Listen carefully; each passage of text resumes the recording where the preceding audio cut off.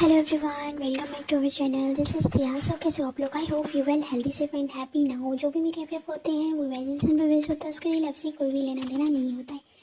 और जो भी मेरे न्यू क्यूट से फ्रेंड्स हैं, लिसनर्स हैं, जो मेरे चैनल को विजिट कर रहे हैं, जिन्होंने चैनल को सब्सक्राइब नहीं करा तो प्लीज़ चैनल को सब्सक्राइब कर दो, वीडियोस को लाइक कर दो, बेल आइकन को हिट करना मत भूलना ताकि स्टोरी से रिलेटेड जो अपडेट होगा उसके नोटिफिकेशन को आप लोग मिस ना करो।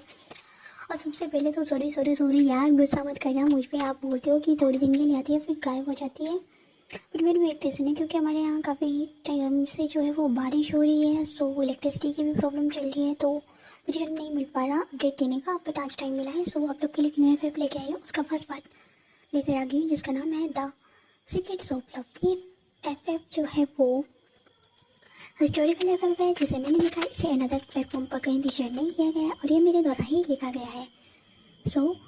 और इस एफ की मैं आपको रोमांस, रिवेंज सब कुछ देखने को मिलेगा, लेकिन प्लीज़ चैनल को सब्सक्राइब कर देना। ओके, तो लेट्स स्टार्ट द स्टोरी की स्टार्टिंग में हमें दिखाया जाता है एक मेल अल्फा जिसे कि एक ओमेगा की तरह, आई मीन एक गर्ल की तरह उसे मेकअप कराया जाता है, क्योंकि उसके दादी का मानना है कि और उनके अंकल का मानना है कि अगर वो ऐसा बनकर नहीं रहेगा तो उनका वंश जो है वो ख़त्म हो जाएगा, क्योंकि उनके सभी जितने भी जो उनके उत्तराधिकारी होते उन्हें मार दिया जाता था, इसलिए लड़कियों पर कोई हाथ नहीं उठाता था। इसलिए उन्होंने अपने पोते को मजबूर किया था कि वो एक लड़कियों की तरह ड्रेसअप होकर रहा करे एंड वो सीक्रेटली शादी भी कर सकता है, उनके वंश को आगे भी बढ़ा सकता है।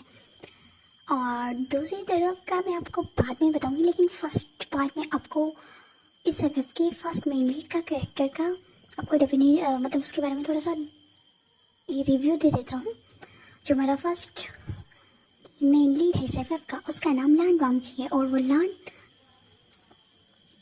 कबीले के सरदार जो है लान कुरेन उनका भतीजा है, आई मीन नेफ्यू है। लान वांगची का एक और ब्रदर है लान शिचेन, जिसे राजगद्दी संभालने का कोई शौक नहीं, वो क्लान लीडर नहीं बनना चाहता है, इसलिए वो उसे भी गर्ल की तरह ही ड्रेसअप होकर रहना पड़ता है अपने कुल की रक्षा करने के लिए।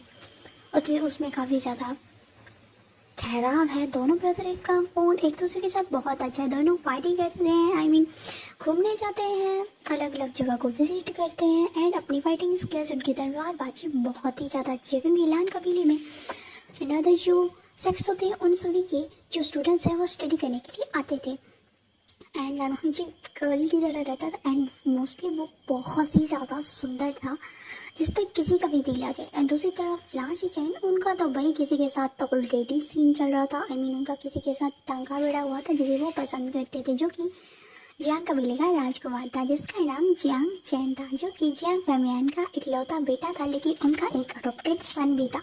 उसकी स्टोरी हम बाद में देखेंगे। ओके, पहले लान कुरेन के बारे में जानते हैं, लान फैमिली के बारे में जानते हैं। और पूरा जो अभी लान सेक्ट है उसे लान कुरेन और लान वांगची की दादी जो लान ही है वो संभालती है। लान कुरेन लान वांगची के अंकल हैं, जो कि लान वांगची के मॉम डैड की डेथ के बाद उन्हें संभालते हैं और उनके ब्रदर को।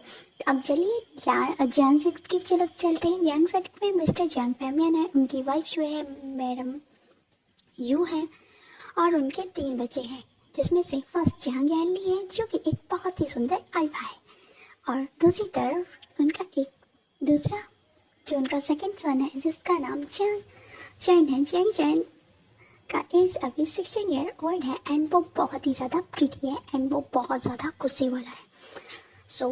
और जियांग यानली का स्वभाव बहुत ही ज़्यादा स्वीट है।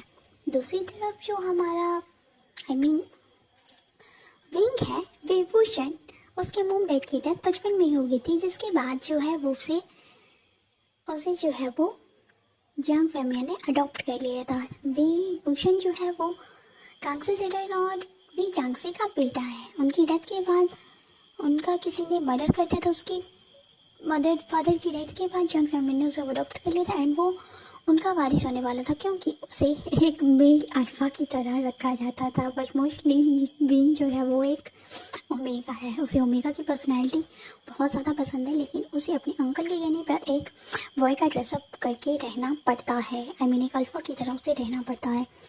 पर जिस टाइम उसकी हीट आती है तो उससे बहुत ही ज़्यादा प्रॉब्लम होती है। अभी तो उसके पास ही टाइम नहीं है, उसे लेडीज़ की तरह जैसे और जो औरतें होती हैं उनकी तरह ही उसे मंथली प्रॉब्लम्स ही को फेस करना पड़ता है हर मंथ। पर फिर भी विंग एक बहुत ही स्ट्रॉन्ग योद्धा है, जिसे कल्टीवेटर है जिसने अपनी कल्टीवेशन को बहुत बेटर बनाया हुआ है। सो फ्रेंड्स, फर्स्ट पार्ट में इतना ही। मिलेंगे इसके नेक्स्ट पार्ट में। प्लीज़ फर्स्ट पार्ट जैसा भी लगा प्लीज़ कमेंट करके जरूर बताना, और मिलेंगे इसके नेक्स्ट पार्ट में। तब तक ले bye, take care, see you soon. Love you my channel love you and channel को सब्सक्राइब करना मत भूलना प्लीज़। वीडियो को लाइक शेयर एंड कमेंट जरूर करना, और अपने रिव्यूज़ जो है मुझे कमेंट के थ्रू जरूर बताइएगा, ताकि मुझे पता लगे कि आप लोग को ये स्टोरी पसंद आ रही है, हिस्टोरिकल फैन फिक्शन। तो मैं इसका नेक्स्ट पार्ट बहुत जल्दी लाने की कोशिश करूँगी। Okay bye, thanks for watching, take care, bye, see you. Love you my channel family, love, take care, see you soon now, thanks for watching.